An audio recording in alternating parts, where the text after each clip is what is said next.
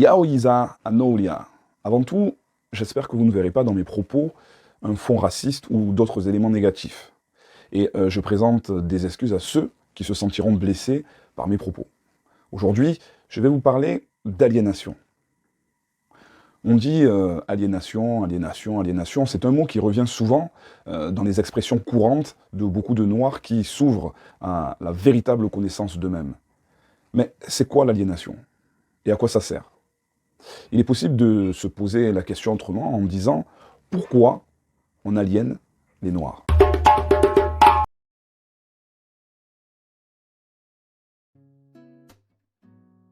Il faut noter tout d'abord que ce terme a plusieurs sens. On va dire des sens médicaux, etc. Mais tout le monde comprendra l'aliénation dont nous parlons ici, dans notre contexte, c'est-à-dire l'aliénation culturelle. L'aliénation, en fait, c'est un processus qui vise à faire en sorte qu'une personne ait l'esprit égaré, ne soit plus elle-même, soit étrangère à elle-même, soit en perte totale de ses propres repères, ne s'appartienne plus de façon à ce qu'elle soit manipulable et exploitable à souhait et devienne la proie et l'esclave de celui qui l'aliène. Ce qui fait que celui qui est aliéné est condamné à être dominé et écrasé à tous les niveaux par celui qui l'aliène. Ainsi, on va dire l'aliéné est comme un esclave et ne vit et ne respire, ne mange et ne dort que selon les désirs et le bon vouloir de son maître, c'est-à-dire celui qui l'aliène. Voici à quoi ressemble l'état mental d'un aliéné.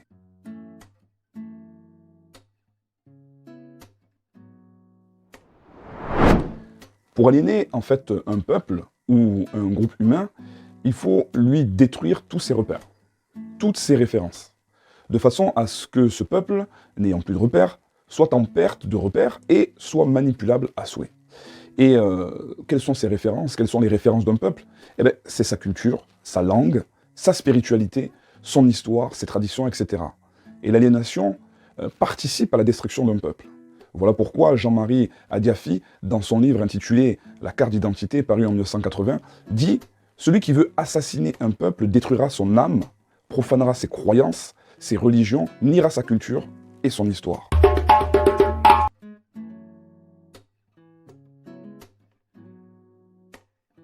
Ça sert à, on va dire, le détruire psychologiquement, pour le dominer, le maintenir sous contrôle et l'exploiter de manière infinie et de manière éternelle, c'est-à-dire de génération en génération. Voilà pourquoi Cheikh Anta Diop nous disait dans son livre Nation, Nègre et Culture, notamment à la page 14, que l'usage de l'aliénation culturelle comme arme de domination est vieux comme le monde. Chaque fois qu'un peuple en a conquis un autre, il l'a utilisé. Cheikh Anta Diop, tout en expliquant le rôle de l'aliénation, nous donne les clés pour comprendre les raisons pour lesquelles l'aliénation des Noirs a pu être réalisée. Il nous dit dans ce passage que chaque fois qu'un peuple en a conquis un autre, il l'a utilisé. Cela signifie que si les Africains ont été aliénés, ils ont réussi à les aliéner parce que l'Afrique a été vaincue et conquise, notamment durant l'esclavage et durant la colonisation. C'est donc ceux qui ont vaincu et conquis l'Afrique qui utilisent l'arme de l'aliénation culturelle pour aliéner les Africains et les maintenir, on va dire, maintenir l'Afrique sous leur domination.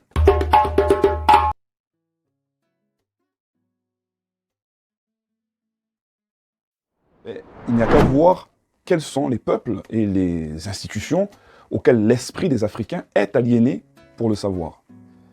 Les esprits des Africains sont aliénés majoritairement à l'Occident.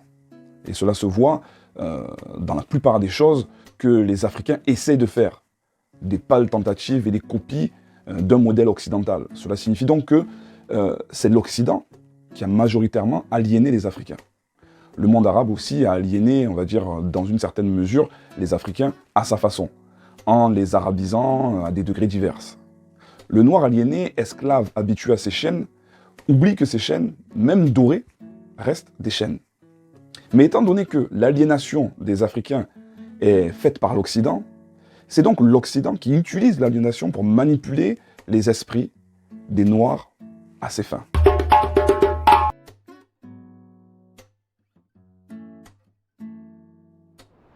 La manipulation consiste à faire croire aux Noirs qu'il n'est rien du tout et qu'il est incapable de faire quoi que ce soit ou de décider quoi que ce soit par lui-même de manière autonome sans les autres, notamment sans les Occidentaux.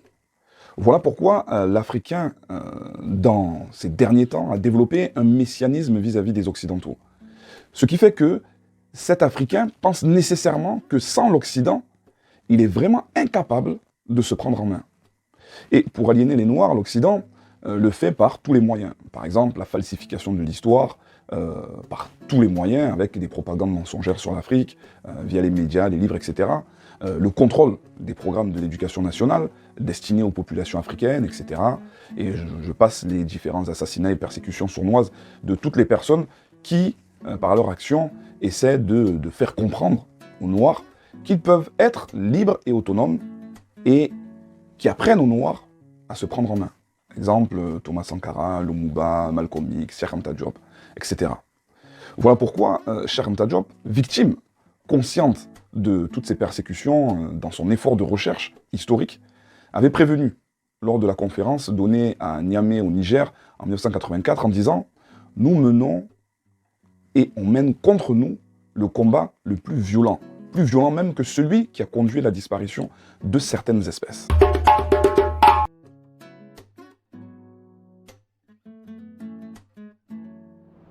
Ainsi, l'aliénation a transformé psychologiquement le noir en un enfant qui ne grandit jamais et qui ne mûrit jamais pour devenir une personne adulte afin de se prendre en main, qui a éternellement besoin de l'assistance de ses parents, ici les Occidentaux, pour, on va dire, faire quoi que ce soit.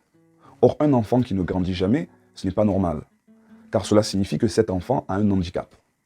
L'aliénation, puisqu'elle est dans la tête, a rendu le noir tel un handicapé psychologique, un handicapé mental.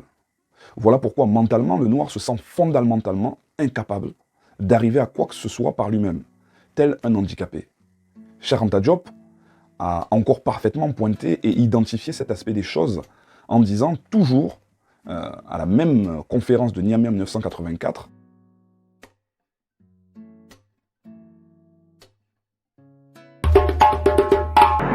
je crois que le mal que l'occupant nous a fait n'est pas encore guéri. Voilà le fond du problème. L'aliénation culturelle finit par être partie intégrante de notre substance, de notre âme. Et quand on croit s'en être débarrassé, on ne l'a pas encore fait complètement. Souvent, le colonisé ressemble un peu, ou l'ex-colonisé même, ressemble un peu à cet esclave du 19e siècle, qui libéré va jusqu'au pas de la porte, et puis revient à la maison parce qu'il ne sait plus où aller. Il ne sait plus où aller. Depuis le temps qu'il a perdu la liberté. Depuis le temps qu'il a acquis des réflexes de subordination. Depuis le temps qu'il a pensé, comme appris à penser à travers son maître.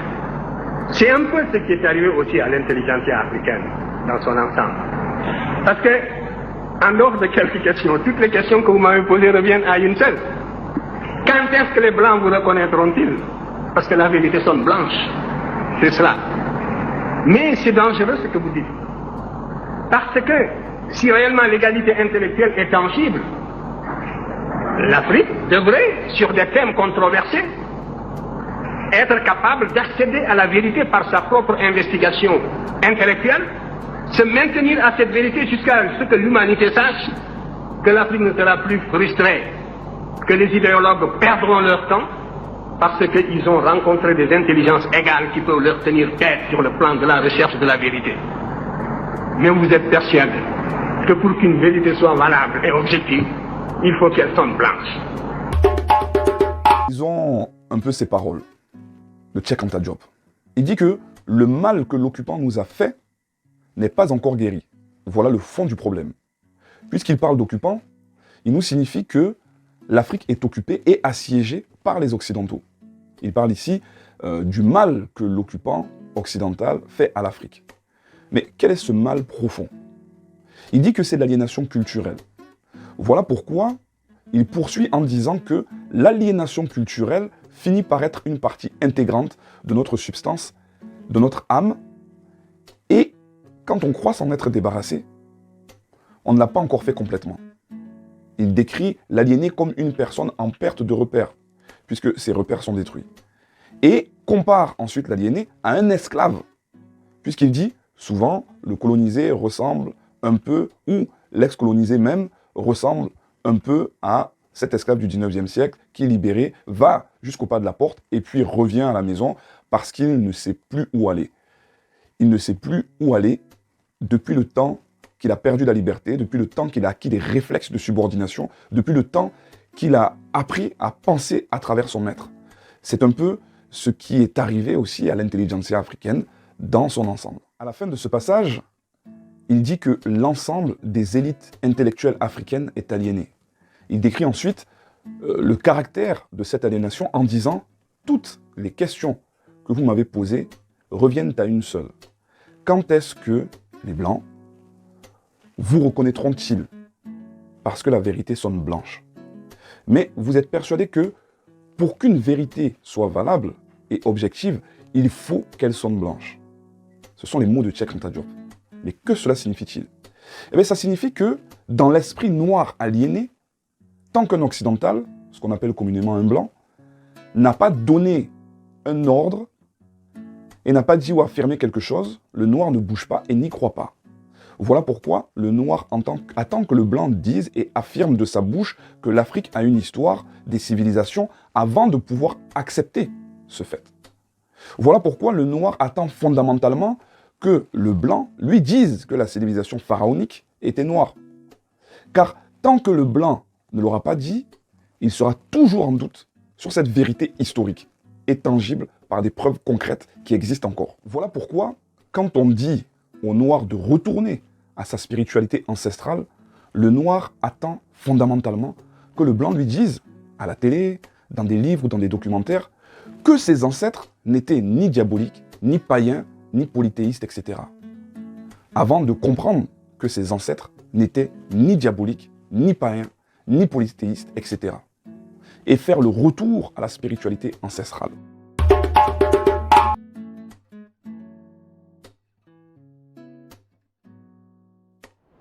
L'aliénation a fait que le noir croit immédiatement et aveuglément, sur simple parole, tout ce que le blanc lui dit. Ainsi, le blanc peut jouer avec l'esprit de ce noir et lui mentir lourdement. Il ne s'en apercevra même pas.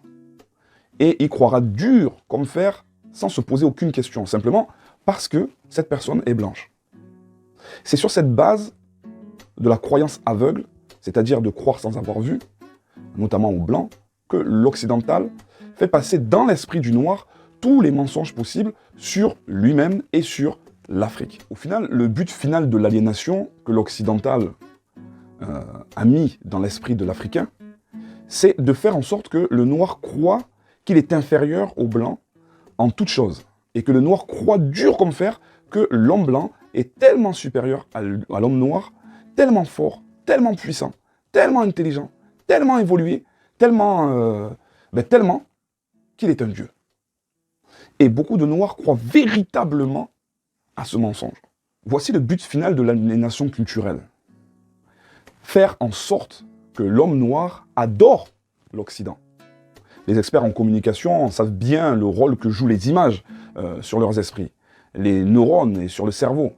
Ce n'est donc pas un hasard si l'Église et ses experts en communication représentent les personnages saints en blanc et expédient ces images aux noirs pour qu'ils prient dans leurs églises.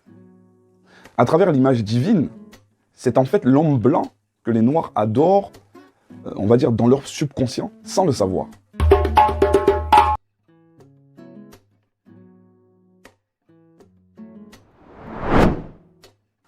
Puisque l'aliénation culturelle est un mal psychologique, comment guérir de cette maladie? Pour guérir de cette maladie, il faut faire une thérapie du savoir, afin que l'aliéné, c'est-à-dire celui qui est perdu et en perte de repères, retrouve ses repères. En effet, lorsqu'on est perdu, il faut retrouver son chemin. Et pour retrouver son chemin, il faut remonter son chemin afin de savoir d'où on est parti, pour savoir où on arrive et pour pouvoir se retrouver. Pour retrouver sa mémoire, son passé, son histoire. En ce sens, c'est la guérison par la recherche historique dans le sillage notamment des Cheikh Anta Diop, qui pourrait aider les Noirs à retrouver leur mémoire et leurs repères par la même occasion. Une fois leurs repères retrouvés, les Noirs sauront où ils en sont et sauront dans quelle direction aller. Bob Marley disait « Émancipez-vous de l'esclavage mental. Personne d'autre que nous-mêmes ne peut libérer nos esprits. » Je vous laisse réfléchir.